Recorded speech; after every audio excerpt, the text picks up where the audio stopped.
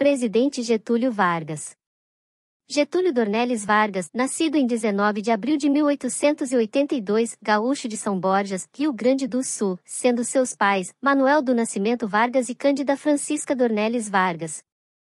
Getúlio era filho de fazendeiro, criadores de gados e agricultor, morador de zona rural, tendo como parentes muitos colonos portugueses além dos primeiros povoadores de São Paulo. Sempre interessado em terminar seus estudos, mudou para Ouro Preto em Minas, mas após uma confusão, decidiu voltar para sua terra e com apenas 16 anos se formou para soldado de seu município no ano de 1898.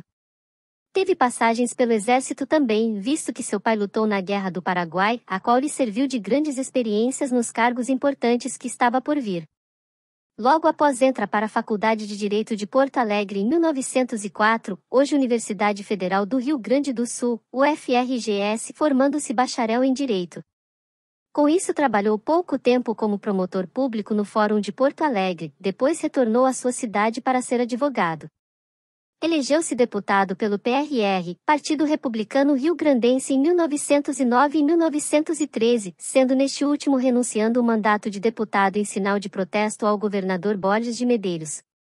Depois retornou à Assembleia Legislativa Estadual e à liderança do PRR, Partido Federalista do Rio Grande do Sul, que logo após se tornaria o Partido Libertador.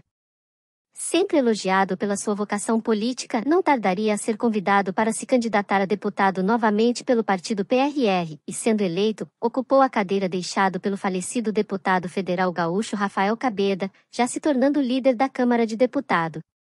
Foi também ministro da Fazenda no governo Washington Luiz, sendo muito elogiado após a sua saída como um grande ministro. Com esse currículo político, se candidatou a governador gaúcho e, ao vencer, encerrou uma ditadura de 30 anos do ex-governador Borges de Medeiros. Uma vez no poder, dispensou toda a equipe da oposição, contratando o pessoal de sua confiança, sob forte alegação que os mesmos eram bandidos, corruptos iguais seus comandantes, fazendo também forte oposição ao governo federal, exigindo a adoção dos votos secretos e dos votos femininos. Mas embora tudo isso acontecesse, ele respeitava muito o governo Washington Luiz, conseguindo deste inclusive verbas federais para fazer investimentos no estado que governava. Com isso conseguiu trazer bancos, companhias aéreas, entre outras melhorias, ocasião que recebeu muitos elogios da imprensa e de renomados políticos, por seu bom trabalho como governo do estado.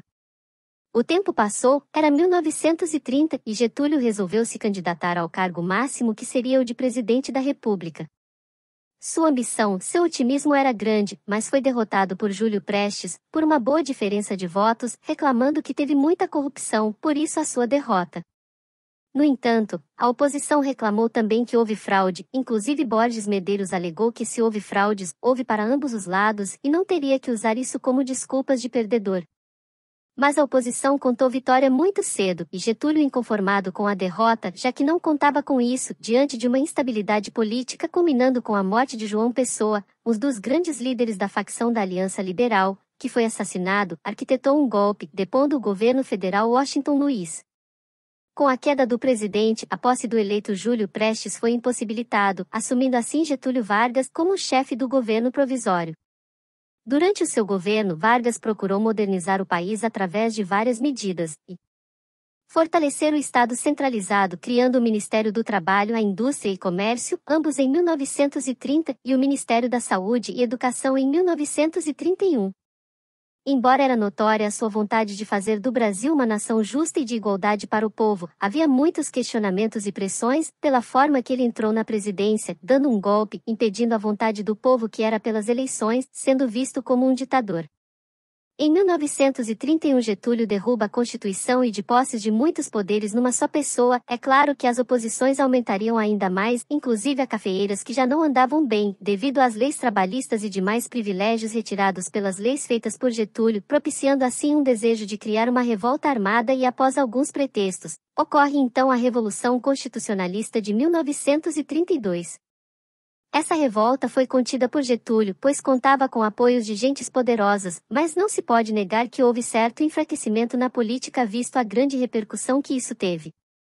Em 1934, porém, veio a nova Constituição, significando o fim do voto aberto, contrariando os coronéis, que gostavam de controlar votos, trouxe também a obrigação do ensino primário, o voto feminino e diversas leis trabalhistas. No entanto, prevalecia a forma de votos indiretos, feitos somente pelos membros da Assembleia Constituinte, a qual elegeram Getúlio Vargas para mais esse mandato, agora pelas eleições indiretas. A Constituição de 1937 criou o Estado Novo, chamado de Getulista, que fechou o Congresso Nacional, criando o Tribunal de Segurança Nacional, e criou o DIP, Departamento de Imprensa e Propaganda, onde foi divulgado que Getúlio seria o pai dos pobres e salvador da pátria. Tudo isso parecia ser muito bom, mas como a oposição crescia e a ditadura não era bem vista pelas classes desassistidas, que eram a maioria empresários, os poderes de Getúlio foi enfraquecendo, então foram feitas cartas pedindo a redemocratização do país. Com isso, Getúlio se viu na iminência de renunciar, já que poderia sucumbir, devido à tamanha proporção que isso tomou, ante a iminência de um golpe militar. Getúlio então, após a renúncia, se viu livre para candidatar a novo cargo e assim o fez, sendo eleito senador na nova política, onde novamente contava com governos e câmaras. Getúlio não pôde mais continuar mandando em tudo, exercendo uma ditadura, mas ainda continuava na política como senador. Depois Getúlio se candidatou a presidente e foi eleito, voltando à cadeira novamente e com muitas esperanças de um país melhor. No entanto, ele trouxe vários amigos de gestões passadas, sendo uma administração conturbada, como denúncias de corrupções, críticas pelo aumento em 100% do salário mínimo. Sofrendo também vários outros protestos, perdendo apoios de políticos importantes. Foi autor de vários atos polêmicos na época, hoje até bem aceito pela população, como crimes contra a economia popular, regulamentação do trabalho do menor, corrupção de menores, revogada em 2010, além de criar alguns bancos incluindo a BNDES e a refinaria de petróleos Petrobras. Mas Getúlio Vargas ajudou muitos trabalhadores com a política da CLT, criando inclusive o salário mínimo, sindicalização, jornadas de 8 horas, ajudando as camadas mais pobres. Teve seus erros, é bem verdade, mas a maioria do povo o queria muito bem, carinhosamente chamado de Doutor Getúlio ou Getúlio, amigo Getúlio. E como não era todos os que o admirava, esses que se sentiam prejudicados, atribuía quaisquer acontecimentos desagradáveis, como acidentes, assassinatos a Getúlio Vargas, e foi feito abaixo-assinado e pressões, levando a força militar a exigir sua renúncia. Aparentemente sendo uma pessoa durona, insensível a pressões, mas isso mexeu muito com ele, levando a ficar deprimido. Resistiu firme até quando pôde, afirmando que só sairia morto dali, do Palácio do Catete, e então cumpriu sua palavra ao se suicidar na madrugada de 24 de agosto de 1954 com um tiro no peito, pondo assim o fim de uma política popular. Muito obrigado por assistir. Deixem seu like, se inscreva e curta o canal, para que possamos trazer novos vídeos toda semana.